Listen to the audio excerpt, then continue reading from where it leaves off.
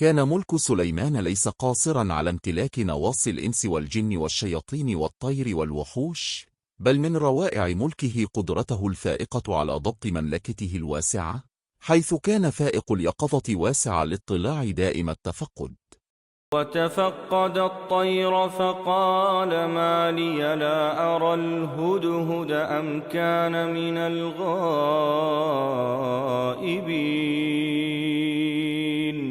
بمجرد إلقاء نظرة على مراتب الطيور، أدرك سليمان على الفور أن مكان الهدهد شاغر، ولأنه لم يطلب الإذن في ترك موقعه.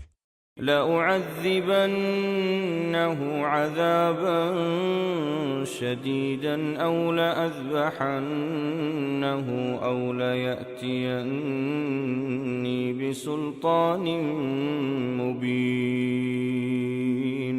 وإذا بالهدهد يطأطئ رأسه تحية لسليمان العارف بلغته، وبعد سؤاله عن سبب غيابه، أجاب جواب مدل بعلمه ومطمئن بإفلاته من العقاب، فقد جاء إلى سليمان بخبر مملكة سبأ.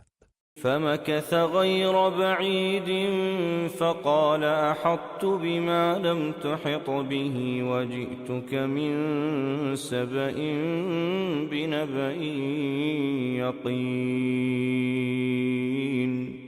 فسأله سليمان وماذا وراءك؟ فقال الهدهد إني وجدت امرأة تملكهم وأوتيت من كل شيء ولها عرش عظيم. فقال سليمان ماذا عن دينها؟ فقال الهدهد وجدتها وقومها يسجدون للشمس من دون الله وزين لهم الشيطان أعمالهم فصدهم عن السبيل فهم لا يهتدون. قال سليمان بعد سماع كلام الهدهد قال سننظر أصدقت أم كنت من الكاذبين. فلا بد من البحث والتمحيص، ولست ممن يحكم بالخبر العاجل ويتصرف بمجرد سماع وشاية.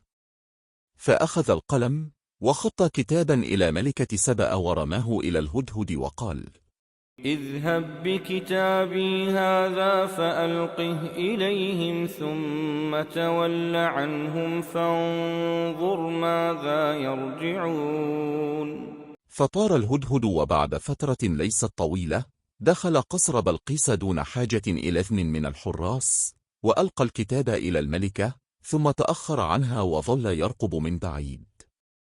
كان الهدهد يختلس إليها النظر من حيث لا تراه، فشاهدها تتأمل الكتاب قائمة تتمشى على بسط الحرير، تحدق في سطور الكتاب القليلة.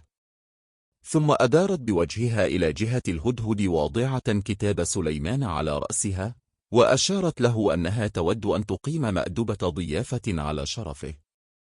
فطأطأ رأسه وذيله شاكرا، وأنه ود في اصطياد بعض الفراشات، لولا أن بعض الحراس صوب إليه سهامه حين حلق في سماء البستان. فطمأنته وأرشدته إلى شجرة مثمرة في ناحية البستان مليئة بالزنابق. أوعزت بلقيس إلى كبير الموظفين أن يجمع لها القوم، فضربت الطبول على رأس كل جبل، وهبت القبائل كسحائب الصيف مسرعين ملبين نداء الملكة. فالقبيلة برجالها ونسائها وصغارها وكبارها مشبعة بثقافة المسؤولية التضامنية عن حماية الساحة. كانت بلقيس ملكة حازمة قوية بارعة، ينبض قلبها بحب قومها، سبقت حضارات الزمان في ترسيخ النظام الديمقراطي المدهش. الملكة بلقيس هي يلقمة بنت ذي شرح، ابن ذي جدن بن أيلي، ابن الحارث بن قيس، ابن صفي بن سبأ، ابن يشجب بن يعرب بن قحطان. بعد أن اجتمع القوم، اعتلت بلقيس المنصة وطأطأت رأسها حبا واحتراما لشعبها، ثم تقدم زعماء قحطان إلى المنصة الملكية، وأدوا تحية الولاء والطاعة، وسألوا الملكة عن سبب دعوتهم، فقالت قالت يا أيها الملأ إني ألقي إلي كتاب كريم إنه من سليمان وإنه بسم الله الرحمن الرحيم ألا تعلوا علي وأتوني مسلمين. وها هو الهدهد في انتظار الرد، فماذا ترون؟ قالت يا أيها الملأ أفتوني في أمري ما كنت قاطعة أمرا حتى تشهدون. جاشت الحمية في نفوسهم فجروا سيوفهم، وأخذ كل رجل ترابا ونثره على رأسه تعبيرا عن بذل أرواحهم. قالوا نحن أولو قوة وأولو بأس شديد والأمر إليك فانظري ماذا تأمرين. لو دفعت الملكة بلادها في حرب خاسرة ستبرر ذلك بالدفاع عن الوطن، ولو فعلت لكانت غير ملومة بل مدافعة عن سيادة بلادها.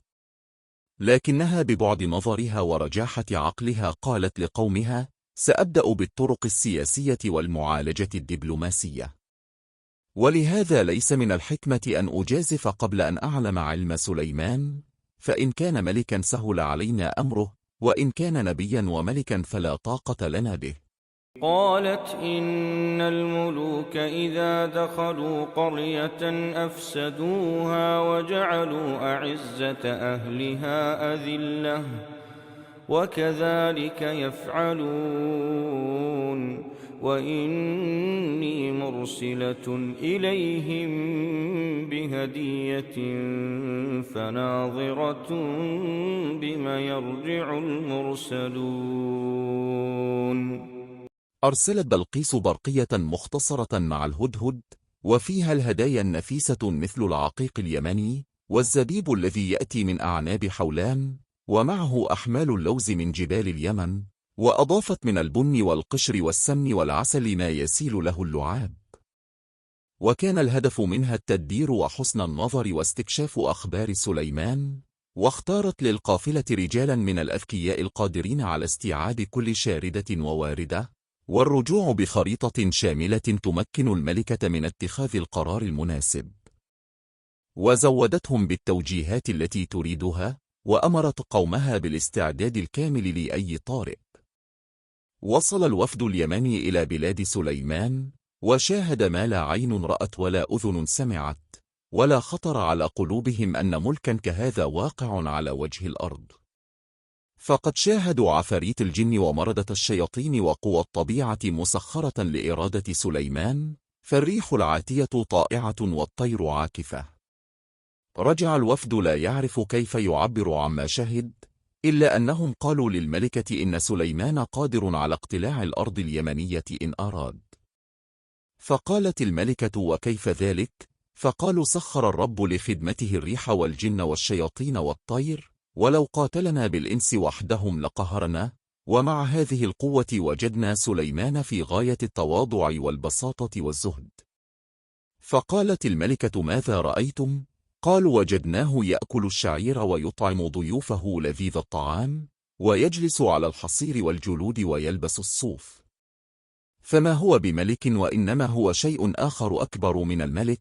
وناولوها رسالة سليمان فوجدت فيها: قال أتمدونني بمال فما آتاني الله خير مما آتاكم بل أنتم بهديتكم تفرحون.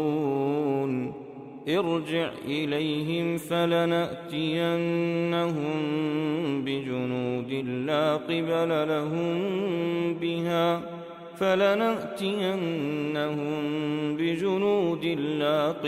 لهم بها ولنخرجنهم منها أذلة وهم صاغرون. أيقنت الملكة أن مغالبة سليمان ضرب من الجنون، فحزمت أمرها، وأمرت المراسم الملكية أن تعد الرحيل لمقابلة سليمان. علم سليمان بقدومها، فطلب مشايخ الجن والشياطين باليمن، وأمرهما أن يجمعوا أخبارها على وجه السرعة.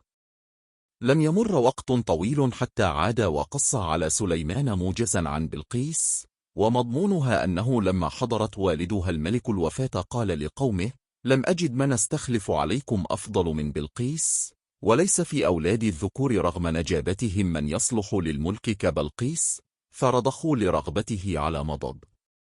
فلما مات أنف أن تتولاهم امرأة، وخرج عمر ذا الأذعار فجمع الجيوش ونهض إلى بلقيس عازما على اقتحام البلاد. أدركت بلقيس خطورة الوضع، فخرجت خلسة مع أخيها الأصغر، وتوجهت صوب جعفر بن قرط الأسدي، وهو من نسل حمير بن سبأ، وكان أبجد أهل زمانه وأفرسهم وأطولهم جسما، وعمره يقارب 300 سنة. فقالت له: أنا بلقيس وهذا أخي، أتيتك هاربة مستجيرة مطيعة، فأجرني وأخي.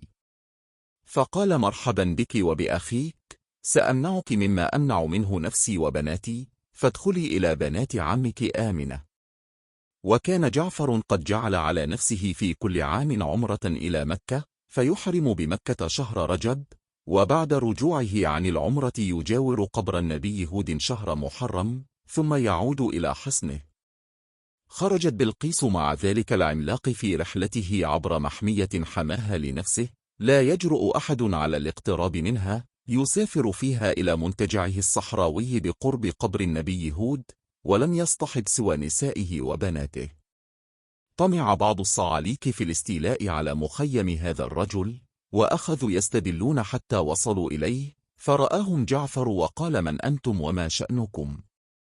فقالوا: عمرو ابن عباد الأزدي، وشريك ابن عمرو الأزدي، وتبان الزبيدي، ليس في العرب مثلنا بأسا ونجدة. فسألوه عن اسمه فانتسب لهم وطلبوا منه المبارزة، فثبت لهم فطعنوه فلم يعمل سلاحهم فيه شيئا، فحمل عليهم فولوا هاربين، وثبت عمرو ابن عباد.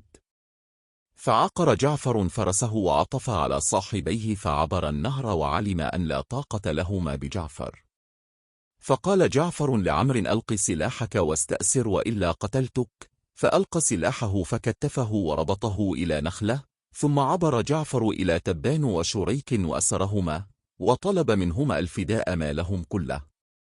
فلما وافقوا ساقهم معه وضرب لهم قبة بقرب قبر النبي هود، وقال لهم: لما سمحتم بالفداء بمالكم عرفت أنكم ترون أن أعراضكم أنفس من أموالكم، ولو بخلتم لقتلتكم. فحملهم على أفراس وأذن لهم بالانصراف. لكن عمرو ابن عباد عاد بهدايا وجلس عنده يشرب الخمر، وطلب من جعفر أن يشرب معه، فقال جعفر: إذا فقدت عقلي فمن يحمي الضعائن؟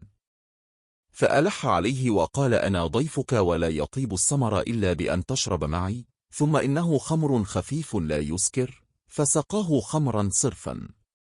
فلما ذهب عقله بادره بالسيف ففصل رأسه عن جسده، وقام بسحبه إلى الخيام، فخضعت النساء خيفة، وطلب تجهيز جدجاد بنت جعفر حتى يخلو بها، وكان قد لمحها في غاية الجمال.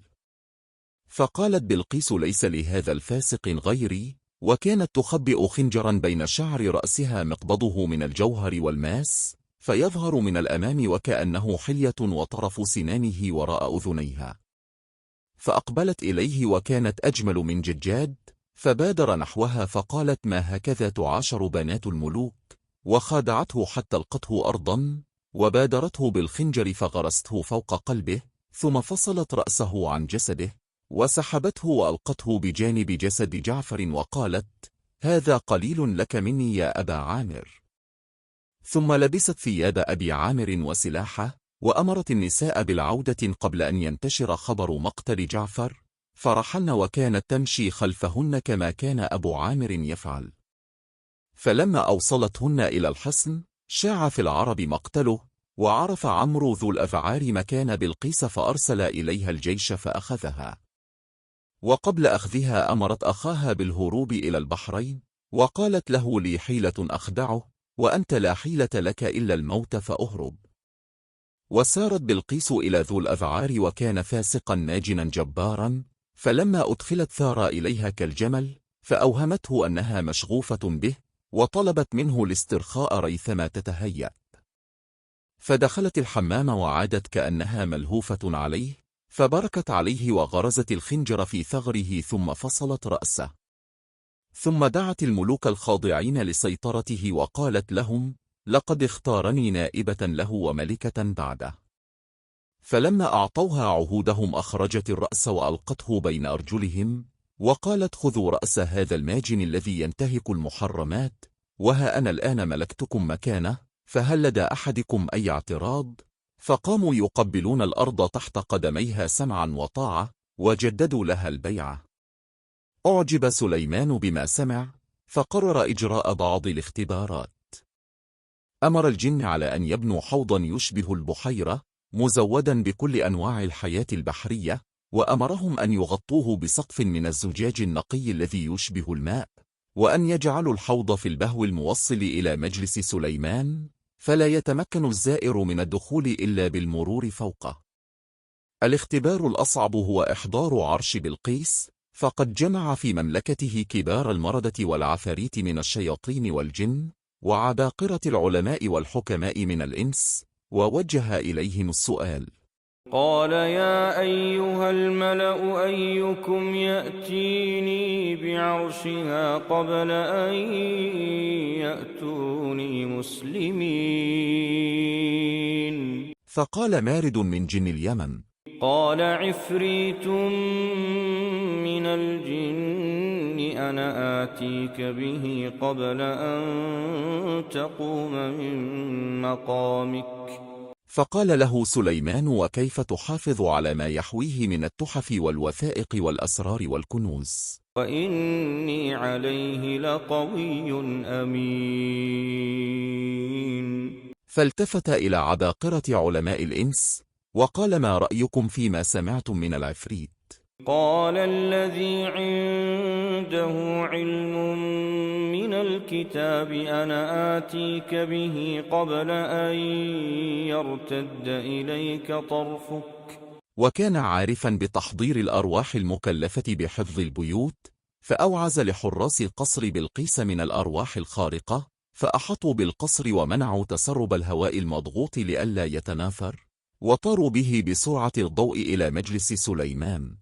فلما رآه مستقرا عنده قال هذا من فضل ربي ليبلوني أأشكر أم أكفر ومن شكر فإنما يشكر لنفسه ومن كفر فإن ربي غني كريم. شاهد سليمان العرش، فإذا هو مدهش بكل المقاييس في ضخامة أعمدته وطولها الباسط، والنوافذ المنقورة في بطون صخرة واحدة. أما الأبواب فهي مصممة من 4 أعمدة صخرية من المرمر، واحدة على اليمين وأخرى على اليسار، و2 من فوق ومن تحت. وكان به 365 قوة يدخل ضوء الشمس كل يوم من قوة، وبنيت الجدران من صخور الحبش، متزاوجة متداخلة في بنائها، لا يلحظ الرأي الفواصل بين الحجرين إلا بصعوبة. بعدما شاهد سليمان جمال العرش وأسراره، قال نكروا لها عرشها ننظر أتهتدي أم تكون من الذين لا يهتدون. وطلب من مهندس الجن المهرة إدخال بعض التعديلات على عرش بلقيس دون أي مساس ببنيته ومفاصله المهمة. اقترب موكب الملكة، واستقبلتها المراسيم الملكية أكرم استقبال، ونزلت بدار الضيافة الذي جهز مخصوصا لإقامتها. وأمر سليمان مدير المراسيم أن ينتقي مجموعة من خيرة بنات الجن والإنس، ليكن بمثابة حرس شرف وتحت خدمتها، وأمر الريح أن تحملها في نزهة لتلقي نظرة على سعة مملكة سليمان، بعد أن تأخذ حظها من الراحة. طارت بها الريح في جولة على بلاد الشام وتخوم القارة الأوروبية، وأدهشها منظر البحر الأبيض المتوسط، ولم تكن قد شاهدت بحرا من قبل، ورأت من العجائب ما حير عقلها. رجعت من رحلتها العجيبة في شوق عارم لمقابلة الملك الكبير، وقبل مجيئها أمر سليمان حفظة عرشها وحملته بوضعه على جانب البهو الذي تدخل منه، واصطف الجنود من الجن والإنس على يمين الطريق وشماله إلى بوابة مجلس سليمان والعرش. ولما مرت الملكة بجانب العرش التفتت إليه متعجبة، فلما جاءت قيل هكذا عرشك؟ قالت كأنه هو. فأبلغ سليمان بجوابها فورا بواسطة الريح، فقال لكبار حاشيته من العلماء أي داهية هذه المرأة، فهي قالت كأنه هو، ولم تقل إنه هو، وهذا لاستحالة إحضاره، ولكن عقلها وفطنتها أدرك بأن سليمان ربما يملك أن يحضر له العرش، فمن غير الحكمة أن تنكره وأن تقول ليس هكذا، فأجابت جوابا مدهشا لا أنكرته ولا أثبتت. وذكرهم سليمان بنعمة الرب عليه وعليهم فقال لهم: وأوتينا العلم من قبلها وكنا مسلمين. وصدها ما كانت تعبد من دون الله إنها كانت من قوم كافرين. لما اقتربت الملكة من البوابة الكبرى المؤدية إلى مجلس سليمان، تعرضت للامتحان الثاني. قيل لها ادخل الصرح، فلما رأته حسبته لجة وكشفت عن ساقيها، ولكنها لفرط شجاعتها لم تتردد ولم يظهر عليها أي ارتباك، بل أسرعت وكشفت عن ساقها، فابتسم لها مدير المراسم وقال: قال إنه صرح ممرد من قوارير. ثم قال لها مدير المراسيم بإيعاز سليمان: إن العرش هو عرشك أحضر لسليمان بأمر الرب، وقد تلقينا الأوامر بإعادته معك إلى مكانه مع ما يليق بك من الهدايا. فإذ رورقت عيناها بالدموع ورفعت كفيها في تبتل وخشوع، قالت رب إني ظلمت نفسي وأسلمت مع سليمان لله رب العالمين.